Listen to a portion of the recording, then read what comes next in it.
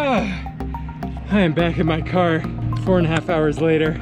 It is really hot. I am really tired, but I'm not done yet. So I'm gonna grab some water, find a power waffle. But in the interim, let's kick off this episode.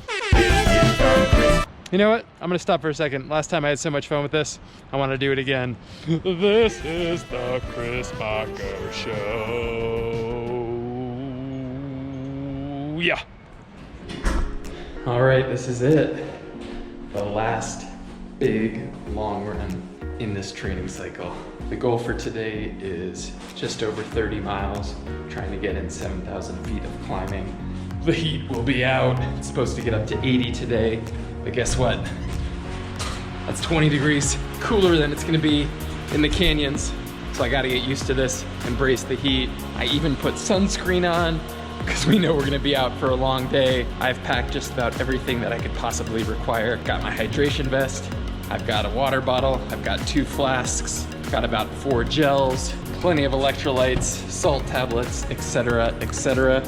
Most importantly, for any great run, you need to have a great reward, and I've got a couple waiting for me. My apartment has a very nice infinity pool. I'll be jumping into that. Today is also International McDonald's Day. I'm not really sure. McDonald's is highlighting their global menu: bacon cheesy fries, a Stroop waffle, McFlurry, bacon something burger, and one other option that is eluding me at the moment. Tomato, mozzarella, grilled chicken? Yep. For the glorious price of 1 foreign currency, a single peso, a yen, etc., etc. It's gonna be great because nothing says recovery like McDonald's food products. It's time to get focused on this drive, get my pump up tunes going. Snakes on a plane. If I get through this, I can get through just about anything. Western States, we're coming for you, baby. Let's go.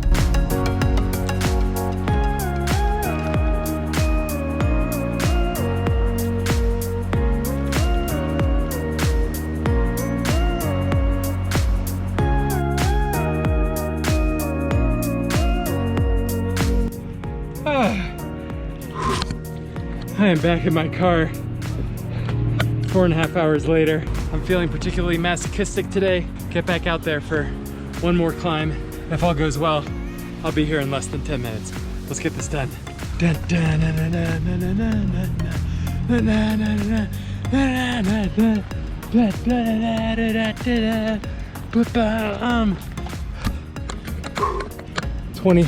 26.19. Oh, hell's no. We're adding on. I told you, I'm trying not to think about numbers, but if you're at 26.19, you gotta get to 26.2, also known as the marathon distance. And done. 26.2 miles, 4 hours, 52 minutes, 7,200 feet of climbing. Not too shabby. I'm gonna sneak into this neighborhood and see if I can get a little bit of privacy. As I mentioned, goal for today, 7,000 feet of climbing, 30 miles. As soon as I began, I knew that wasn't gonna be a possibility because my legs were fatigued. And the benefit of having a very flexible training plan is that I was able to adapt. So, today I knew I couldn't get in 30 miles. Instead, I opted to just focus on climbing and still got in the same amount of climbing, but did it in 4 less miles of running. Definitely pounded the old quads of mine. As I was beginning the run, I really was thinking about 2 things: simulating both the race course, but also simulating the race fatigue. And this is really hard to do on a typical long run. A lot of folks like to taper a little bit before their long runs. I opted to have a pretty loaded week up front with some significant climbing so that by the time I reached this day, I'd be in this fatigue state as I was today. At Western States, sure, I'm gonna feel good for the first 30 miles or so, but once 30 miles goes by, it's gonna start hurting, and it's really hard to simulate that in your training unless you have this built-up fatigue accumulated over several days of hard training. Bingo, bango, I definitely had that from the start today.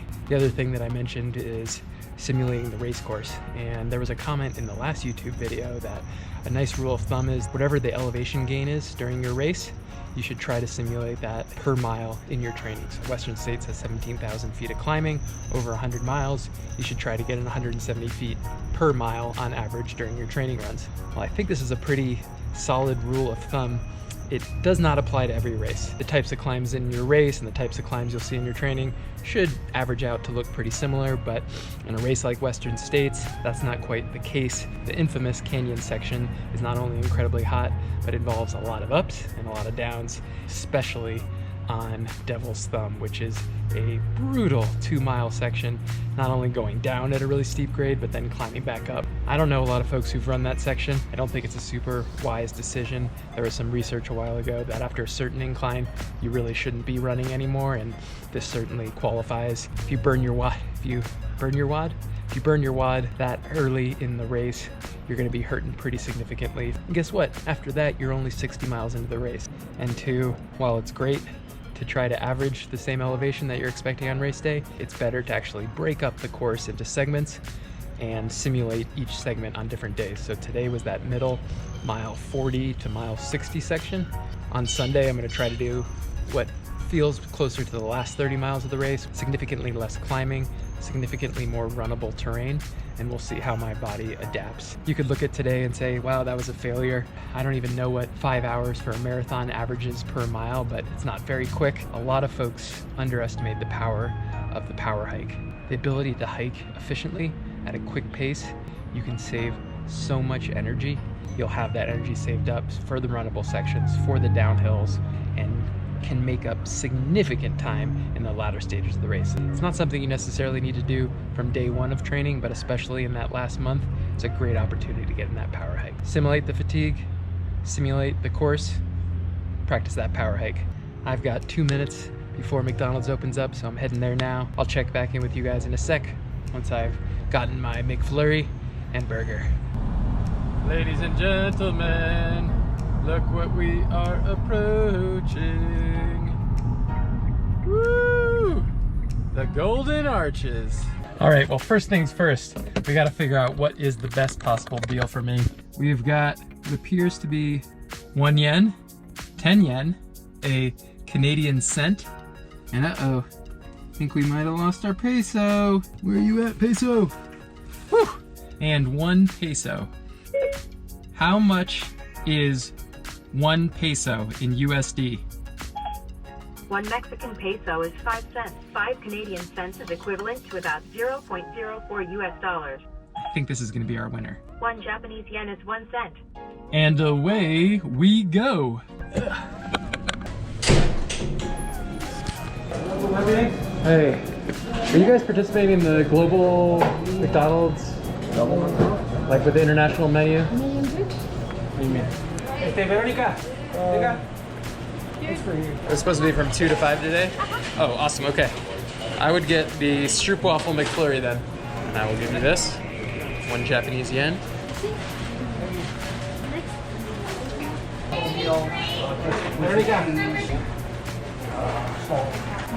Okay. Beautiful.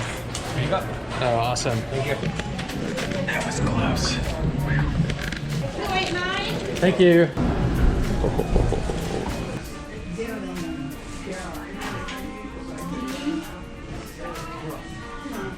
Let's check in with the elderly Mockos to see how Mama and Papa Mocko fared.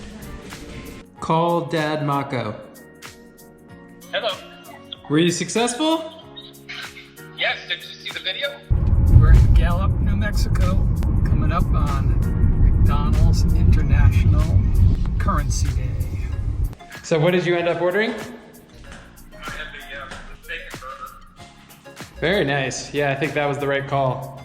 We never would have known about this if you had told us that, Chris. There's no sign or anything. Well, always looking out for my family. Thank you, buddy. You did good work. Thank you very much. Had a really good run today, feeling great, and I've got half of a McFlurry waiting for me.